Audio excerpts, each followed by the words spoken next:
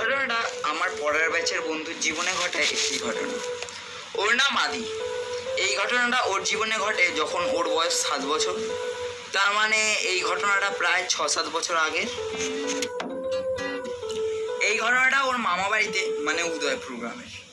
এই গ্রামটা বীরভূম তারাপীঠের কাছের একটি গ্রাম। আপনারা নিশ্চয়ই জানেন যে তারাপীঠে অনেক তন্ত্র সাধনা, কালা জাদু এইসবই হয়। ওখানের পূজনীয় ভগবান হচ্ছে মা তারা। ওর মামা বাড়িতে গেছিল কালী পূজার কারণে।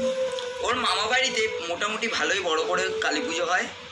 আদি ওর মা বাবার সঙ্গে কালী পূজার আগের দিন পৌঁছে যায় ওর মামা বাড়ি।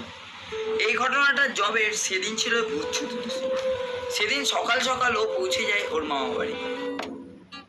সেদিন সকালে 14 শাক খেয়ে মানে বাঙালিদের যাদের যা নিয়ম হয় ঠিক তেমনি ও ওদের নিয়ম পালন করে রাত্রে যখন ওরা ঠাকুর আনতে যাচ্ছিল ঠিক তখন ওর একটি দিদি 3 রাস্তার মোড়ে একটি প্রদীপের উপর লেবু এবং একটি পেরেক দিয়ে 1 টাকার কয়েন ফুটো করে লেবুর ওপর দিয়ে রাখা ছিল।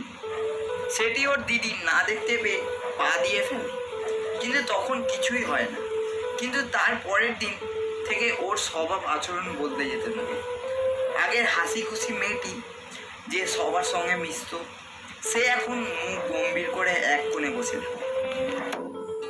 কালী পুজোর পরের দিন রাত্রে ও একা একা কার সাথে কথা বলছিল, এই জিনিসটা ওর বাবা মা খেয়াল করে এবং পরের দিন ওকে নিয়ে যাওয়া হয় মা তারার মন্দিরে মানে তারাপীঠে।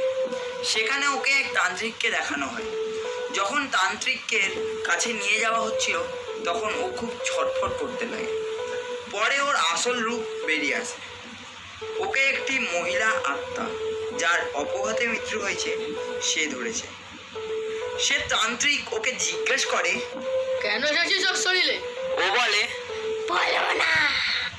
তখন তান্ত্রিক ওর গায়ে গঙ্গার মন্ত্র পড়া জল ছেটায় আর জিজ্ঞেস করে, কিরে বল, কেন এসেছিস তুই? তখন ও বলে, আমি আছি নেই, আমাকে পাঠানো হয়েছে। এই কথাটা শোনার পর সবাই অবাক হয়। তারপর তান্ত্রিক ওকে জিজ্ঞেস করে, কে পাঠিয়েছে? কিন্তু ও কিছুই বলে না। এবার তান্ত্রিক ওকে বলে, চলে যা, ওর শরীর ছেড়ে চলে যা। কিন্তু ও বলে, যাব না আমি। তারপর তান্ত্রিক আবার ওর গায়ে জল ছেটায়। তারপর ও বলে, যাচ্ছি যাচ্ছি, চলে আমি। কিন্তু তান্ত্রিক বলে, আমি বুঝবো কি করে যে তুই চলে যাচ্ছিস?